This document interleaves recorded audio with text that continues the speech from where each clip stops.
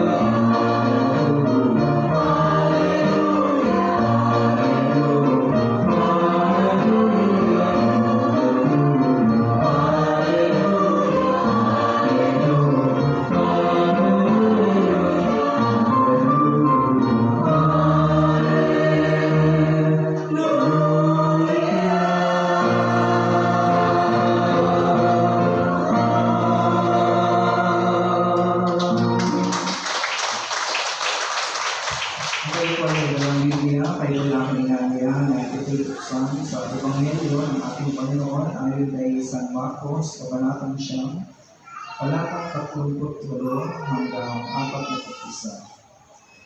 Mark chapter 9, verse 38 to 41.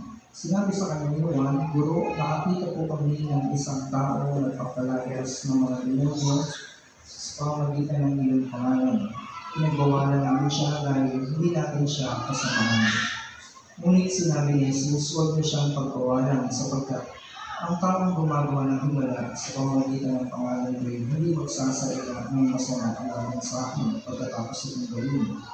Sapagkat ang sino mang hindi laban sa atin ay pangit sa atin. Tandaan niyo ang sino mang magbigay sa inyo ng isang basong tubig dahil sa kayo tagasunod ko ay tiyak makatanggap ng daigdig pa. Mga minamahal kong magulang at kapatid, ito po ang mabuting balita ng ating Panginoon. Panginoon Jesus. Sige po, palapakan natin ang pagkakabasa. Hallelujah! Praise God. Ganyan po kayo kasi po sa presensya ng Panginoon. Kaaralan pa rin po natin ang series of lessons about the humility. At kung tignan po natin ang maigi, ang ebanghelyo po na ating pong natunghayan sa hapon ito, mga kapatid, ito po ay continuation ng teaching ng Panginoon patungkol po sa kababaang kalooban. Kung maaalala po ninyo, nung nakaraang gospel, ang mga disciples ko ay nagtatalo-talo kung sino ba sa kanila ang pinakadakila. Who among them is the greatest, mga kapatid. Tinuruan sila ng Panginoon sa pamamagitan ng pagpapakita ng isang halimbawa. Kinalong niya ang isang bata at sinabi ng Panginoon na kung hindi niya tatanggapin ang isang katulad nito, ako ang nire-reject niyo actually kasi ang paghahari ng Diyos ay nasa mga kagaya niya na walang pakialam about sa greatness. Kasi ang tunay na kadakilaan ay yung marunong kang umagot sa kung ano man yung kalagayan ng iyong kapwa at hindi para ipakitang mas ahead ka or mas mataas ka kung kanino man. So dito ho, ay pinapakita ng Panginoon sa mga disciples na kailangan nilang ma-recognize sa kanilang sarili yung panganib ng pagiging exclusive. Although, ang pinapoint out ng mga disciples ay dahil hindi nila kasama sa grupo, pero yung pagiging overprotected nila, mga kapatid, ay nagre-reveal ng kanilang pride sapagkat yung nagagawa ng lalaki niyo na mag-cast out ng masamang espiritu, yun yung bagay na hindi nila magawa. Kung maaalala niyo po, mayroong instances na ang Panginoon ay umakyat sa bundok kasama yung tatlo, naiwan po yung siya doon sa paanan ng bundok. Habang hinihintay nila ang pagbabalik ng Panginoon, mayroon sa kanilang inilapit na isang binata, I think, na possessed ng evil spirit, at kahit ano ang kanilang gawin, hindi nila ito mapalayas.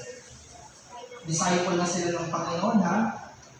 Kaya tatanong sila sa Lord, Lord, bakit hindi namin mapalayas yung masamang espiritu? At kung sabi ng Panginoon, hindi basta-basta mapapalayas ang masamang espiritu na kagaya niya, maliban na lang sa pananalangin, no? May kasamang prayer, hindi ka lang basta sigaw ng sigaw or cast out ng cast out. So no doubt that it was driven by pride, mga kapatid. Gusto nilang proteksyonan yung kanilang tinatawag na inner circle, yung kanilang grupo, pero ang totoo, sila po ay threatened dito sa taong ito na sa kanilang pagsusuri ay unqualified disciple na bakit yung ginagawa ang isang bagay na dapat kami ang gumagawa. Parang ganun yung gusto ng putuhin ng mga alagad. So yung kanilang zeal, yung kanilang katapatan sa kanilang samahan ng mga kapatid ay mauuwi yan sa selos kasi nare-reveal na yung laman ng kanilang mga puso Nagkakaroon na sila ng insecurity sa isa't isa. Kasi kung hindi ka naman insecure sa isa bakit ka magtatanong kung sino yung bakila sa inyo? Kung talagang merong unity ang inyong samahan, hindi mo tatanungin ng Panginoon kung sino sa kanila o sino sa inyo yung pinaka-bakila. So, nauuwi po yung kanilang zealousness, mga kapatid, sa tinatawag na unnecessary separation. Ang ministry ng Panginoon ay nais niyang abutin ang mga tao, nais niyang makapagpagaling. Sabi nga ng Lord, mas gugustuhin ko pa nga na ang lahat ay mapaglingkuran. Diba? Kasi 3 taon lang naman siyang nag-minister. Ngayon, kung merong tao na nakakatuwang ang Panginoon, mas maganda sapagkat mas maraming tao ang maaabot ng biyaya ng langit. So, dito po sa Mark 9:33 and 37, very clear yung pride ng mga disciples at ito ay magdi-discuss sa kanila isa-isa, mga kapatid. Now, ang gusto kong i-demonstrate ng Panginoon is yung love doon sa mga tao na nangangailangan ng kanyang awa, ng kanyang kahabagan. Isipin nyo, in-explain ng Panginoon sa kanila yung nalalapit ng kamatayan, and yet ang discussion ng mga disciples ay yung magiging pwesto nila kapag ang Panginoon ay naghahari.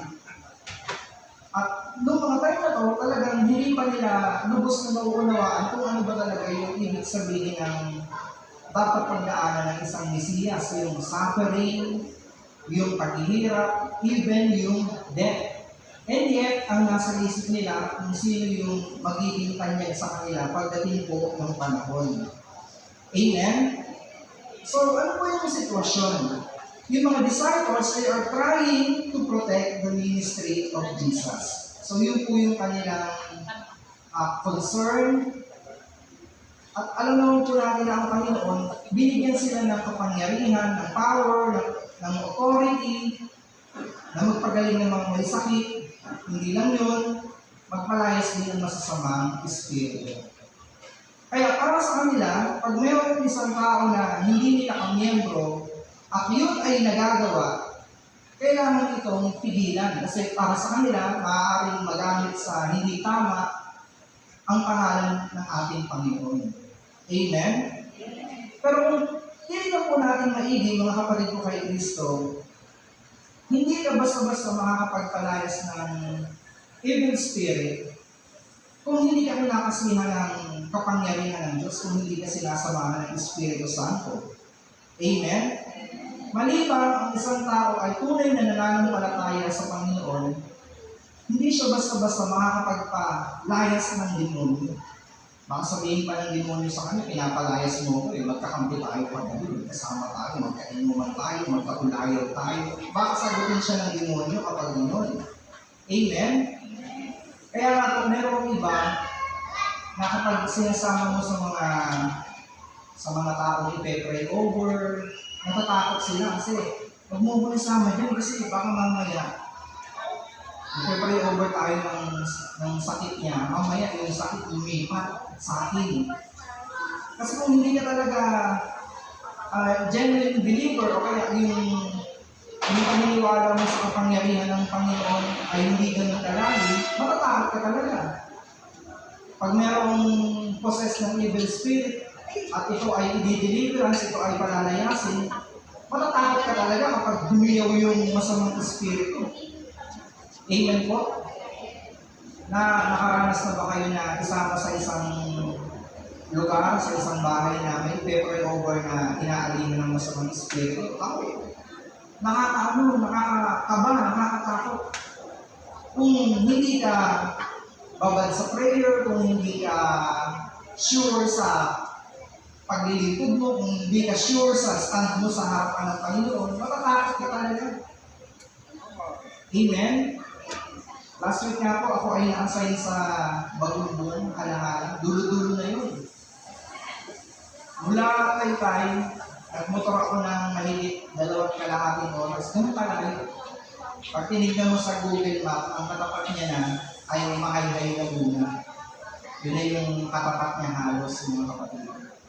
Ngayon po, pagdating ko doon, sinama agad ako ng 2 manggagawa sa isang bahay para may ipe-pray over daw.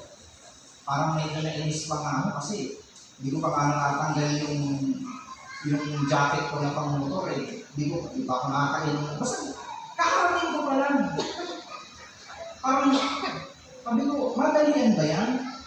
pwedeng mamaya na lang after ng prayer meeting, kasi usually ganun naman eh. Hindi, Brad, kasi naghihingalo na eh. Naghihingalo na. Siyempre, naghihingalo na yun eh. Baka mamaya, kung hihintayin mo pa nga naman na matapos yung prayer meeting, baka mamatay na. Hindi, wala naman akong choice eh. Hindi, sumama na lang ako. Pagdating ko po doon sa bahay, nung lalaking ipepray over, kasi ang kwento ay inayawan na ng hospital. Parang sinukuha na ng mga doktor, inayawan na, pinuwi na sa bahay. Talagang mamamatay na daw talaga yun. Nakita ko naman, medyo nag-alangan ako kasi nakita ko yung kulay, yellowish na eh. Sabi ko, buhay pa ba ito? Parang nakita ko naman yung tiyan, gumagalaw pa naman, may hangin pa, hinihinga pa. Hindi pumasok na ako sa kwarto. Aba yung dalawang manggagawa na nasama sa akin, nandun sa sala, sabi ko, samahan ko dito kayo, nagbitbit sa akin dito, tapos kayo, nasa labas kayo. Parang rin sila, parang may dadalawang isip. Sabi ko, samahan mo dito, pinabayaan mo ako mag-isa dito. May isama ako dito eh. Alam niyo,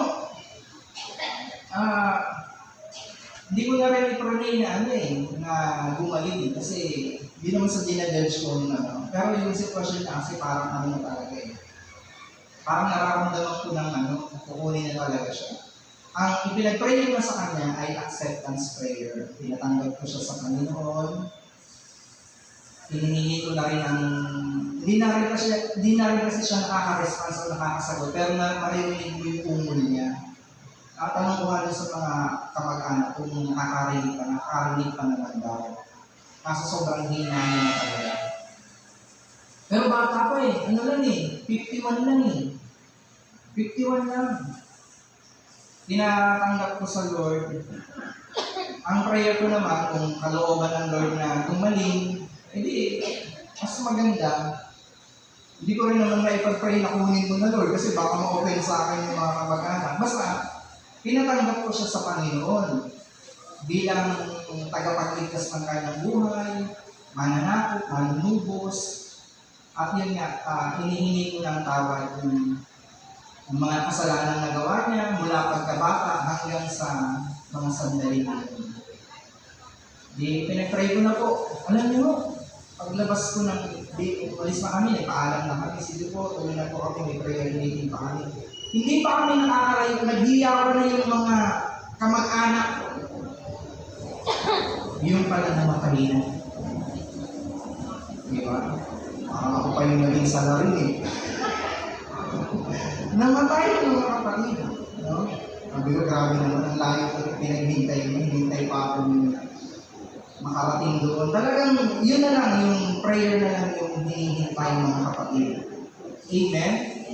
At alam mo, napaka makapangyarihan talaga ng pangalan ng Panginoon. Kasi isipin niyo yung grace sa kanyang buhay na hanggang sa huling sandali ng kanyang hininga ay nakatanggap pa siya ng biyaya ng kaligtasan na nagmumula po sa ating Panginoon. So, sa ganito mga pamamaraan, minsan, meron kasi tayong mga standard, mga procedure na sinusunod. Pero sometimes, may mga hinihingi ang pagkakataon na kailangan mo yung isang tabi muna for the greater cause kagaya nito. O kagaya nun, merong isang possessed na tao, merong isang namang lalaki na genuine believer sa pangalan ng Panginoon at kinast out niya is not just simply casting out eh. Talagang ginagawa niya kung ano yung dapat gawin ng isang lingkod ng Panginoon. At minapasama ito ng mga disciples. Amen? Kung tutuusin nga po, yung bagay na hindi mo kayang gawin at nagagawa ng iba, dapat nga maging masaya ka. Kasi yung hindi mo nagagawa ng iba. Amen? Pero dahil minsan mataas po ang aking pride, naapakan ng aking ego, minamasama po natin yung bagay na sa totoo lang, hindi mo naman dapat masamain. Amen? Minsan may mga darating na mga tao, pinapadala ng Panginoon sa ating gawain, may potensyal, marunong mag-lead, marunong mag-manage, may boses, halimbawa, may skills, pero dahil mas magaling sa'yo, parang threaten ka eh. Di ka pa pwede sumalang, kailangan na-attend ka muna ng ganito, sasayang ka muna ng ganyan. Kaya mabagal tayo dumami. Amen? Yun nga po yung sinabi ko sa isang prayer meeting na aking napuntahan. Ayaw nilang kumanta sa chapel kasi may patay. Ano ang problema sa patay? Na-open ko yung isang sister na bakit ayaw mo kantahan yung gawain na may patay dati namang umaattend yun. Ang katwera kasi nila, kasi medyo mga dalagita pa yung mga choir. Parang hindi sila makakanta na may ataol sa likod. Parang gano'n. Ang binuwag kasi baka ma-open sa atin, isipin nila na ang sasaya ninyo. Sa halip na makapag-soul winning tayo, pag ilan na nga lang tayo, sasampo, babawasan pa. Yung iba hindi ko mapili. Pati yung ibang attendees ayaw umattend ng may patay. Sabi ko, siguro, hindi ko pa yung pipiliin, pero doon ako magtutok sa may patay. Kasi, syempre, may mga kamag-anak din. Iba yung magiging dating. Wala rin nagawa yung mga pro. Sumama din naman. Sabi ko sa kanila, kayo yung matakot sa patay. Kasi patay na yan eh. Kung tutuusin nga, yung iba natin kapatid sa mga working, yung ibang mga churches, yan pa nga yung gustong-gusto nila yung mga funeral service.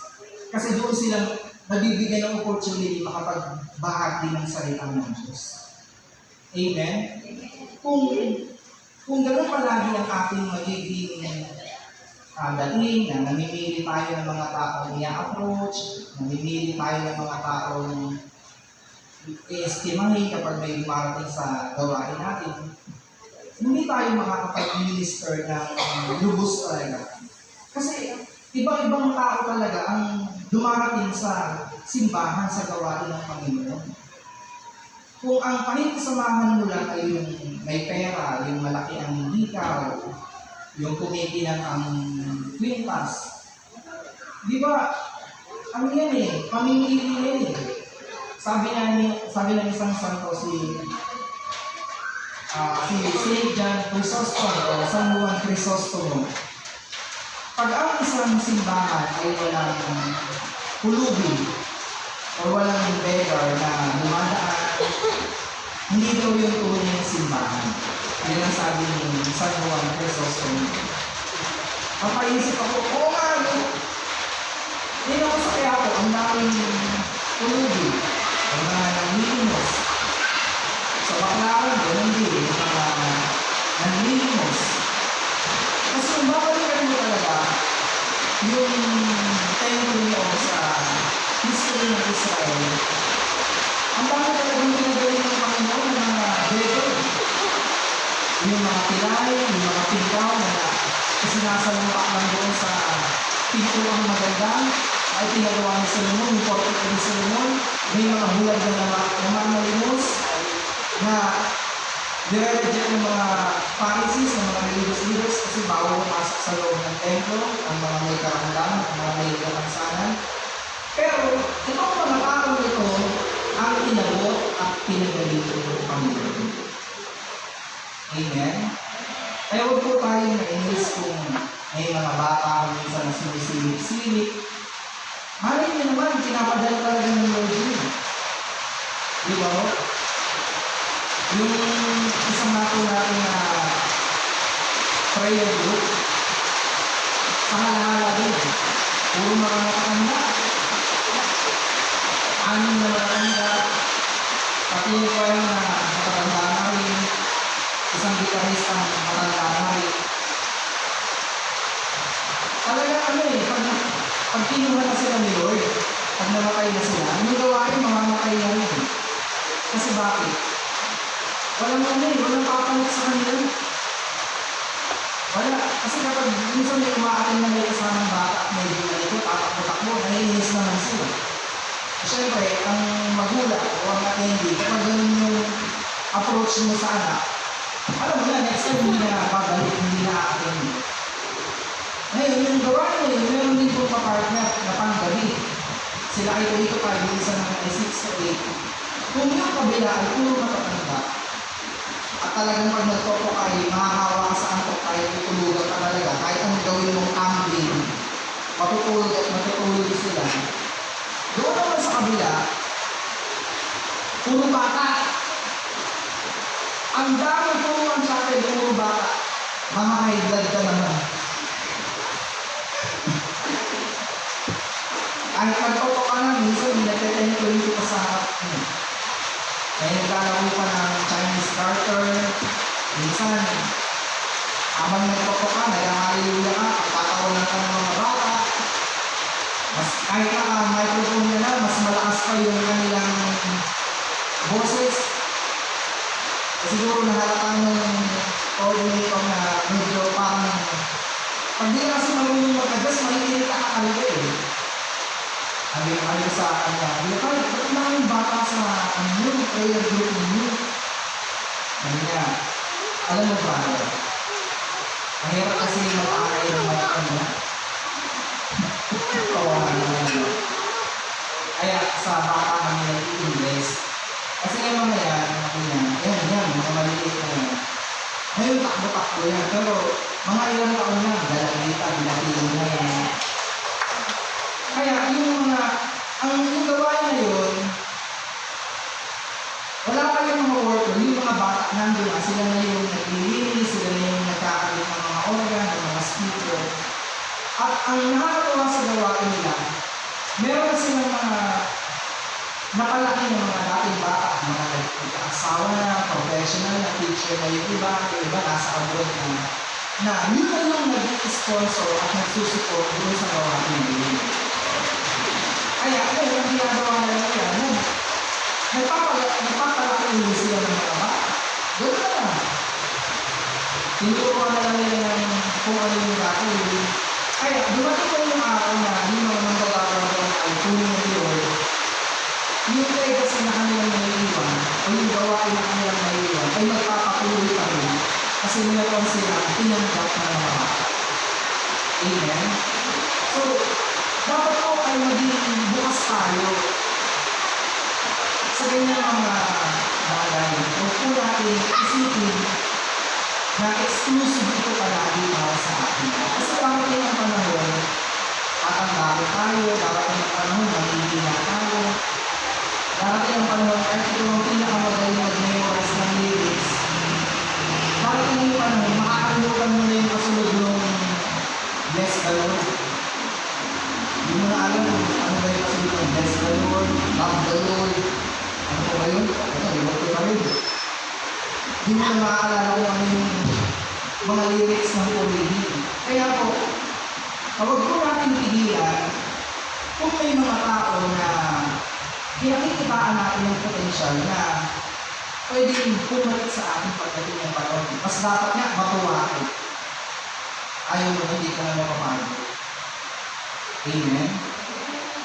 At kung yung sinasabi sa first reading, ang first reading kasi nito yung kila Joshua, may nagre-report sa kanya na may mga nakita silang tao na nagpo-prophesy tungkol sa mga kautusan ni Moses. Sabi ni Joshua, wala akong problema eh. Mas gugustuhin ko pa nga na ang lahat ay makapag-prophecy. Amen? Mas gugustuhin ko pa na ang lahat ng tao ay mapuspos ng Espiritu Santo at makapagpahayag ng patungkol sa salita ng Diyos. So, huwag po tayo maging exclusive lang sa ating pong sariling grupo. Kita niyo naman kahit si Pope Francis, inaabot niya ang ibang mga pananampalataya. Meron silang samahan ngayon na meron silang binubuo na isang samahan na magkakaisa yung mga Muslim, ang mga Katoliko, mga Protestante, pati yung Judaism, kaisa nila. Kasi po, ang paglilingkod na dapat po natin inaasam, hindi po yung paglilingkod na divided tayo, kundi united. Amen? Kasi minsan, pati yung mga kamag-anak natin na hindi mo naakay sa gawain, lumipat sa born again, ngayon hindi mo na pinapansin. Kaya may mga yan, kasi nung inaakay ko sa gawain, nagpabaptize ba naman yung isa ito? Para bang ang laki ng kasalanan ng isa eh. As long as hindi siya sumasapi sa kulto, okay lang yun. Ang mahirap kung ang nasamahan niya ay kulto. Ang isa kong kulto talaga, yung hindi sila naniniwala na si Jesus ay Diyos. Yan, cult talaga yan mga kapatid. Pero kung konting lang pagkakaiba sa doktrina, kung papansin nyo, kahit yung mga kinakanta natin, kinakanta rin nila eh. At yung mga compose ng El Shaddai, manood ka ng kanta ng mga ng Jesus Miracle Crusade, kinakanta nila. Composition ng ng El Shaddai, kinakanta nila yung Yahweh, Yahweh, kalakasan ko ang sumat. Composition niya ng preacher lang sa pamati. Panoorin mo sa nila, sa mga kantahan nila. Yung kinakanta sa El Shaddai, kinakanta rin nila. Ganon din yung mga kinakanta sa born again, maririnig mo rin dito, kinakanta rin naman natin. Kaya po, parang masyadong pambata yung pag-away-away tayo, hindi magpansinan kapag may mga reunion dahil lang nagkaiba tayo ng kongregasyon na ating pong pinagbibilangan. Amen, mga kapatid? So, ano po ang naging response ng Panginoon? So, akala po ng disciple na si John ay pagsasabihan or pipilitin yung lalaki na ang ginagawa ay nagpapalayas ng masamang espiritu sa kanyang pangalan. Pero sabi po ng Panginoon, you should not have to stop the man.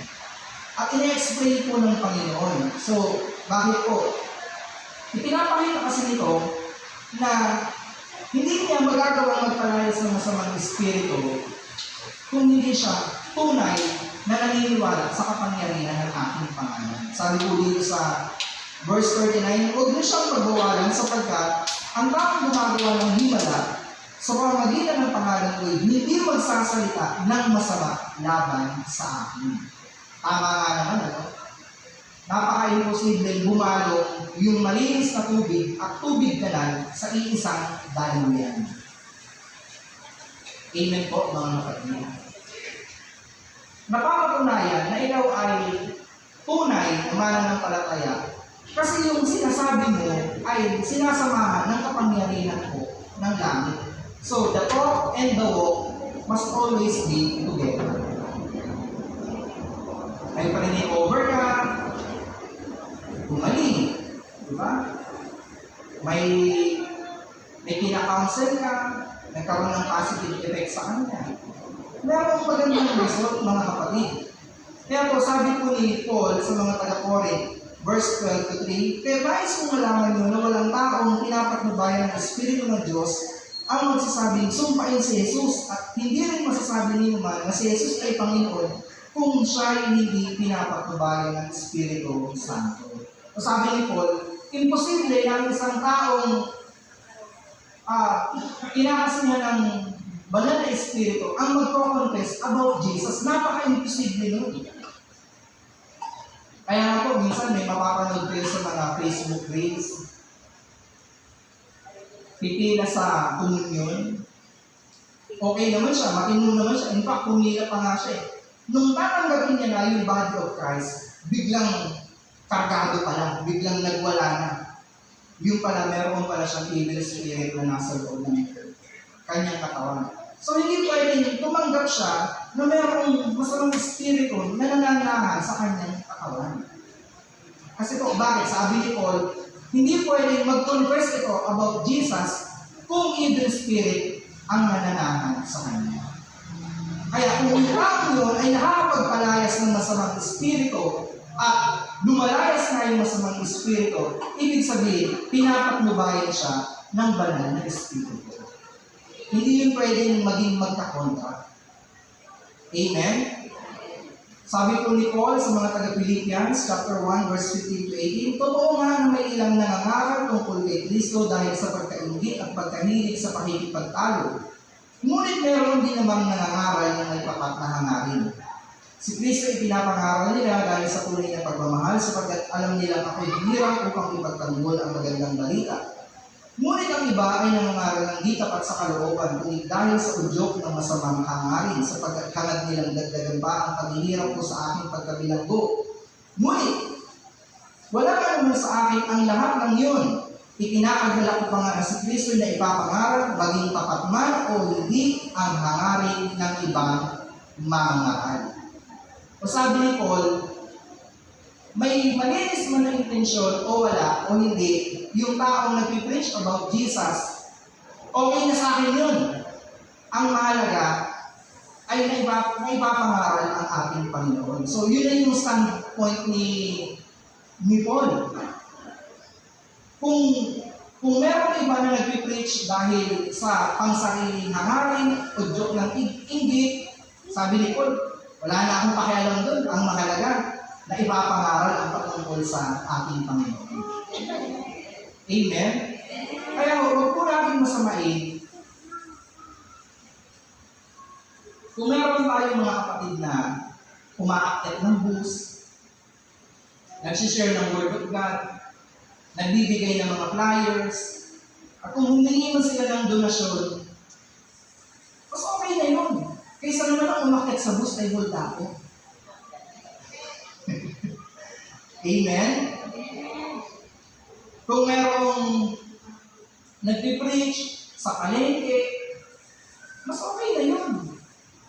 Di ba? Kaysa kung sino-sino yung tumatayo doon na magbebenta ng mga ngiti ng buhaya, di ba? Magbebenta ng pag-kontra sa ahas, tapos yung ahas naman parang wala nang kalakas-lakas, parang inirabi yung ahas. Di ba?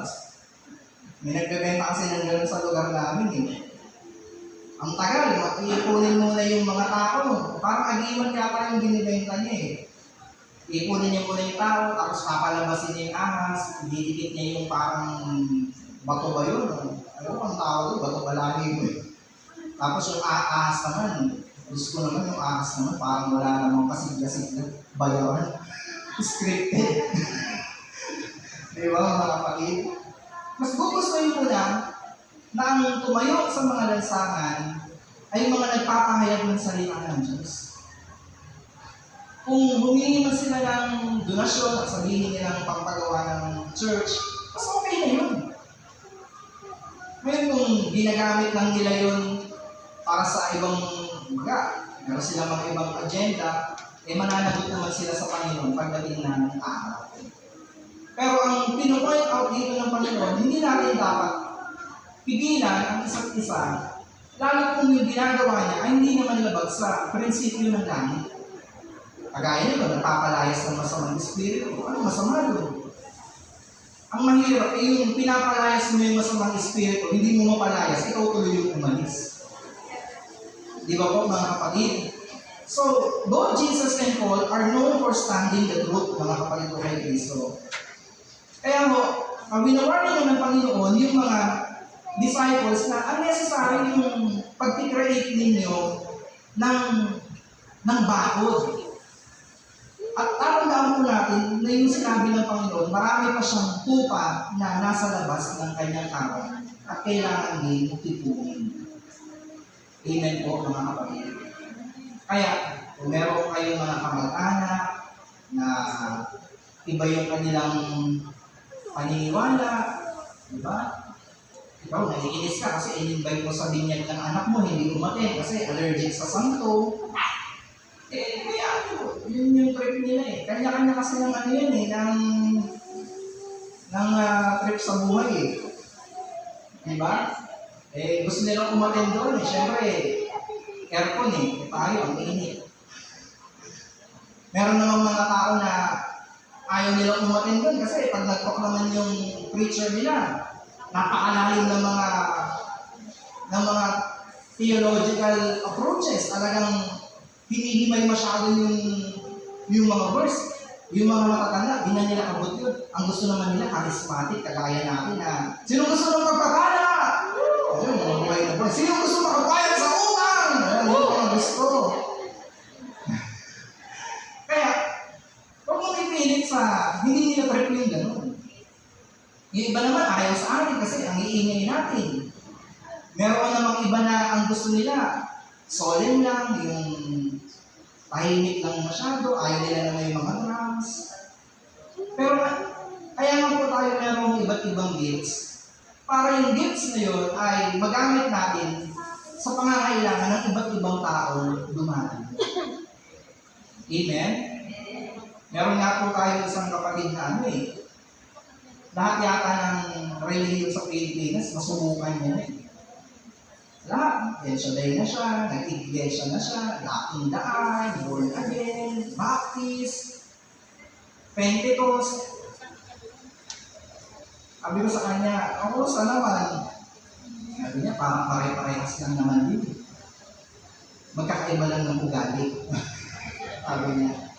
At doon siya tumagal sa, mas siya yung, mas mabuti yung pakikitungo sa kanya. Kasi meron din namang mga ibang congregation na kung hindi na lang umakit sa kanila, hindi na lang pinapansin. Diba? Meron naman na doon siya mas nag-bless. Igalang po natin. Alam niyo, pag meron kaming reunion, nag-reunion kasi kapag pag nag-reunion yung pamilya namin, di syempre, yung mga kamag-anak ko sa mother's side, hindi na nila ako kilala. Yung mga malalayo na mga pinsan ng nanay ko. Nagugulat sila pag nalalaman nilang preacher ako. Pag naikukwento ng nanay ko na, kaya ayoko yung pinapakwento ng preacher ako Kasi parang hindi daw. Parang hindi daw. Hindi naman dahil sa, sa magaslaw ako, hindi naman dahil sa ugali ko. Kundi, hindi kagaya ng iba namin kamag-anak na basta-basta na lang nagpa-Bible verse. Diba? Minsan kasi ang awkward Nakita mo ng reunion, yung may nagiinuman, bigla mong lalatakan ng Biblia. Parang ako kasi ang ginagawa ko, dahil natuto na rin ako sa aking mga experience dati. Kasi ganoon din ako dati. Sa kagustuhan ko, maakay sila sa gawain ng Panginoon. Minsan, kahit wala sa lugar, binabible study ko. Kaya tuloy yung mga pinsan ko, ayaw na akong i-invite sa mga birthday. Ikaw ba naman sarap-sarap ng video okay mo tapos biglang papatugtugin mo theme song. Parang awkward, diba? Alam mo ng party yun Kaya ang ginawa ko, iniba ko yung approach ko. Una, nakisama muna ako. Inanong muna, bumaba muna ako sa, sa sitwasyon nila. Kasi hindi mo sila mauunawaan hindi mo sila maaabot kung hindi mo nauunawaan yung kanila pong mga pinagdaraan, yung kanilang mga sitwasyon. Pag medyo malapit na yung aking loob, ay yung kanilang loob sa akin, at medyo nag-open up na, tsaka ako ngayon, ipinapasok ang patungkol sa salita ng Diyos. Pero yung, alam mo nang, yung tao nandoon, may problema sa asawa, may problema sa kinakasama, bigla mong babanatan na, hindi pa kasi kayo nagpapakasal kaya puro salot ang nangyayari sa buhay nila Lalo tayong hindi makakaakay ng kaluluwa. Kasi bakit? Judgment agad yung namin. Amen? Now, ang isa pa po sa gusto ituro ng Panginoon ay yung hindi nila dapat na pagtatayo ng hierarchy, mga kapatid, or building walls. So, ina-avoid ng Panginoon yung temptation ng pagsasegregate ng mga tao. Kasi darating naman ng panahon, pag umarap na tayo sa ating pong tagapagbuko, mapagtatanggol natin na isang Diyos lang din naman yung ating pinaglilingkuran. Sabi nga po ni Bishop Bacali sa aming Lunes, hindi siya magtataka kung pagdating ng panahon ay makita niya si Mahatma Gandhi sa langit. O hindi siya magugulat kung pagdating ng panahon, si Mahatma Gandhi ay maging santo rin. Kasi po bakit? Although hindi siya binyagang Katoliko, hindi siya converted as Christian, pero yung kanyang ginagawa ay mabuti. Yung kanyang ginagawa ay makatao. Kasi po bakit? Marami siyang mga taong natulungan, marami siyang mga tao na pinalaya ang pag-iisip, ipinaglaban, na alam ng nakakarami na kung si Mahatma Gandhi sana ay hindi na-disappoint sa mga sumakot sa kanilang lugar noong time na yun, maaaring na-convert sana. Kasi gusto niya si Jesus eh. Ang problema, hindi niya gusto yung mga followers ni Jesus. Amen? Kaya po tayo, maging responsible po tayo sa ating pong Pilipinos. Kahit pa ang sinasabi natin, ay gusto natin makapag-akay ng tayo. Amen? Ito share lang, hindi naman sa marites ako ha. Nakasign po ako sa isang barangay sa isang isla. Ngayon, may isang lalaking nagpapatotoo na dahil sa lugar nila may gawain, ngayon nagsara, gusto niya mabuksan ulit. Pero matagal na yun, panahon pa ng pandemic, kaya pa nagsara, wala pang pandemic, sarado. Ngayon, gusto niyang magkaroon ulit ng gawain, nagbubuo siya ng choir. May nakilala siya, 14 years old, babae, at inainayan niya mag-choir, mag-practice sa isang barangay. Di pinaalam niya naman doon sa nanay, pumayag naman ng nanay kasi patungkol naman sa Diyos. Ang problema, hindi natuloy yung practice doon sa barangay na sinasabi. Na dapat, iuwi niya dapat yung bata sa magulang kasi ang paalam niya practice, di ba? Ang ginawa niya, dinala niya sa isang prayer meeting sa kabilang barangay pa, na mas malayo. Ang gawain ko kasi sa isla, gabi, kasi ang preacher, hindi naman magmamadali, kasi ang sakay ng bangka ay alas 12 pa. Umattend ng prayer meeting. Ang intention niya naman, maganda, di ba? Ang gusto niya daw kasi sabihin ay paranasan daw ng bata yung kung ano yung ginagawa natin. Ang kaso, yung magulang nun, ay hindi naman talaga oriented sa gawain na ginagawin talaga. Di ano ka pa? Pagdating doon sa bahay, galit na sa kanya yung tatay, kulang na lang suntukin siya. Ang patotoo niya pa, parang siya pa yung na-open. Sabi niya, sa tanda ko ba naman to, pag-iisipan pa ako ng masama. Yun pa yung sabi niya. Kaya nang nag-uusap-usap na kami, nung kami na lang, sabi ko, alam niyo, brother, kasi, sa panahon kasi natin ngayon, huwag kayong mga-open lang, sa panahon kasi natin ngayon na ang daming nawawalang mga kabataan, hindi mo may aalis sa magulang na mag-alala. Yun ang sabi ko sa kanya. Sa dami ng nare-rape, di ba? Mga pinapatay. Hindi mawawala sa magulang na mag-isip ng gano'n. Sabi niya, kasi brother ang gusto ko lang naman ay makapagbuo ng choir sa lugar na. Sabi ko, yun nga gusto niyo po pala magbuo ng choir. Dapat sa lugar niyo, hindi dinala niyo sa ibang barangay. Pinangkas niyo pa sa motor. Babae po yun, lalaki po yun. Sabi ko sa kanya gano'n. Kami nga po mga disciples, bawal kami mag-angkas ng choir. Maliban na lang na asawa namin o nanay namin. Pero usually talaga, bawal sa aming mga preacher yun. Kasi po, bakit? Hindi mo hawak yung isip ng ibang tao. Ang nangyari tuloy, sa halip na makaakay siya ng mga tao doon sa kanyang lugar, lalo patuloy na wala ng daan sa kanya. Amen? Kaya maging maingat po tayo sa ating mga approach. Kahit pasabihin natin, tayo ang pinakabanal, pinakamalinis ang intensyon, pero iba-iba kasi ang laman ng utak ng tao. Amen? So kung gusto natin makapag-akay, sabi ko nga sa kanya, gusto niyo palang magbuo ng choir, dapat doon na lang sa lugar na yun. Tsaka nagsama kayo ng iba pang kabataan, hindi yung isa lang yung Di ba? Eh, ang ganda pa naman ng baka. Ang puti, ang ganda, malaking bulas. Sabi ko, buti, kung sa Broadway mo ginawa yan, uwi-uwi mo yung baka alas 10. Baka gumapang ng umuwi yung gumapang bubulping ka talaga. Buti nga, hindi ka na pinabarangay. Amen?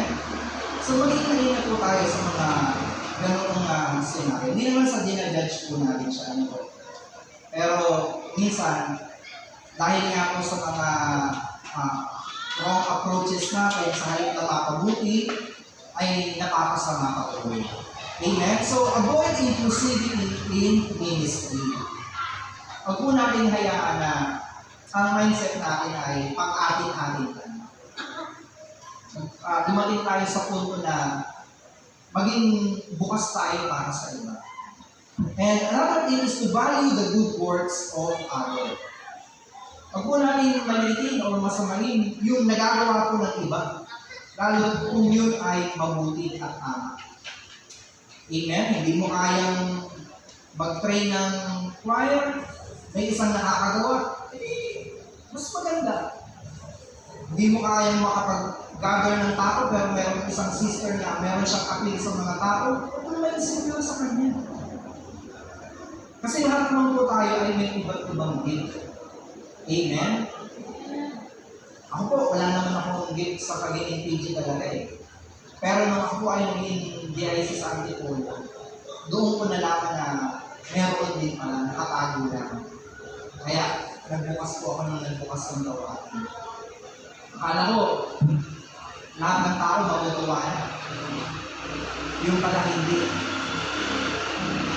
Yung mga nagpapawin na hindi magaganda. Si Brother Mark, wala nang ibang ginawa, hindi magbukas ng NPU. Ayaw ba nila nun, dumadami yung gawain? Akala nila, hindi nila makakayuan pagdating ng panahon. Kaya ang nangyari ko, yung mga binuksan ko, sinara naman. Bahala nga kayo. Basta ako, taga-bukas. Sila naman, taga-saka. Sige, yun ang nyo trip nyo eh. Basta ako, nagtatanim. Kung bunutin nila, hindi ko na problema yun. Ngayon, nilagay naman ako sa pililya. Doon naman uli ako nagpapasimula. Doon naman uli ako nagtatanim. Kung dumating yung panahon na mapalitan na naman ako, pag gusto na naman ng Israel, kumagala siya. Amen? Basta ang mahalaga po is to value the good works of others. And finally, is the importance of unity among believers. Okay, kahit po gaano kalalim yung ating theology, kahit gaano pa tayo ka-religious, kung tayo naman po ay watak-watak, pinagkakawalan lang po tayo ng tama. Amen? Ang goal talaga kung bakit tayo nag-aakay ng mga tao, nag-train ng mga kabataan, ay para dumating yung panahon, angat tayo sa Diyos, sama-sama tayo sasamba sa Kanya ng merong pagkakaisa sa ating mga puso. Amen? Tayo po naman sa kayo sa kanyang presensya. Dalangin namin, Panginoon, na pag-isahin niyo po ang laman ng aming puso, aming isipan. Patawarin kami sa aming mga kasalanan, sa pagkakabahagi at sa pagkakampi-kampitan mo, kami po ay inyong patawarin. Nais namin makapaglingkod sa inyo ng merong kalinisan sa aming mga puso. Huwag niyo po hayaang madaig kami ng pride. Huwag niyo po hayaang, Panginoon, na pagkawalan kami sa kanas dahil kami po ay divided. Kami ay grupo-grupo. Hindi mo yan kinakatuwa, Panginoon. Ang nais mo sa amin ay maglingkod kami ng merong pagkakaisa sa aming pagsasamahan. Pag-isahin niyo ang laman ng aming puso. Pag-isahin niyo ang laman ng aming isipan.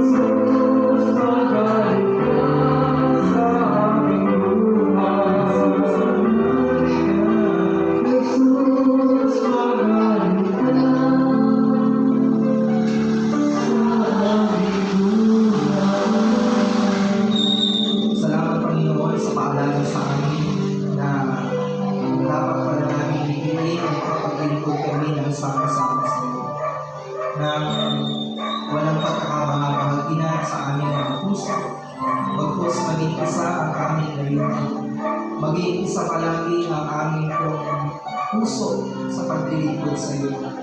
Isang tabi muna namin ang mga pansarili namin, mga hangarin, ang mga personal agendas namin sapagkat isa lang naman ang layunin ng bawat isa at yun ay ang maipangaral na inayat na sa lahat ng tao na aming pong makakasalubong.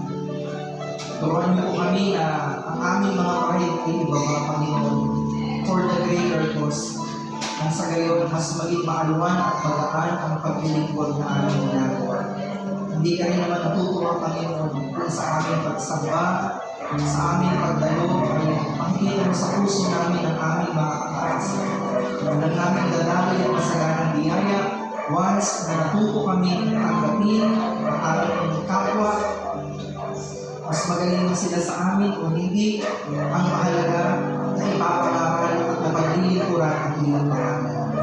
Patuloy pong pagpalain, Lord, ang gawain mo sa lugar na ito, sa Simona Prayer Group. I-bless niyo palagi kami po ng inyong mga lingkod, simula sa coordinator, sa punong kanyang mga kasamahan. Pati na po ang inyong mga manunod at mga awit sa lugar na ito. Patuloy na pagpalain ang kanilang mga buhay, ilayo sa mga gapuin ng sakit at karamdaman, pati na po ang kanilang mga pamilya. Dalahin mo rin ang lahat ng dumalo at po ang kanilang mga pangangailangan sa hapon ito ay kakatuloy nawa ng iyong biyaya. Lalo higit ang mga may sakit at karamdaman, ano ang kung iniinda ng kanilang mga pisikal na katawan ay abutin ng iyong himala sa hapon ito, makaranas sila ng kagalingan at kalakasan na nagmumula sa iyo. Mas masaluhin ang mga bagay na kanilang tataas, langis, tubig, wallet, religious articles, Bible, anyo. Pagpalain niyo po ang mga ito, Panginoon, mga simpleng bagay, ngunit pwedeng maging daluyan ang himala sa mga buhay nila. Ang tubig, sino mong makainom, langis, sino mong mapunasan, ang mga karamdaman, Panginoon, ay makaranas ng kagalingan na nagmumula sa iyo. Pagpalain mo rin po, Panginoon, ang anumang makayanan nilang ihandot sa iyo sa hapon ito. Anumang bagay na kanila pong ibigay para sa iyong gawain, magmula sa kanilang mga puso, ito po ang siyang bahalang magbalik dito sa kanila ng siksik, higit at maakaw na bilang. Gayon din ang kanilang mga prayer request na isulat man o hindi, alam niyo po ang aming mga pangangailangan. Kaya uuwi kami answered prayer na. Answered prayer na sa pangalan ni Jesus. Ito po ang aming samot dalangin sa ngalan ng Ama, ng Anak at ng Espiritu Santo. Amen. Pagpalain po tayong lahat ni Yahweh El Shaddai. You guys.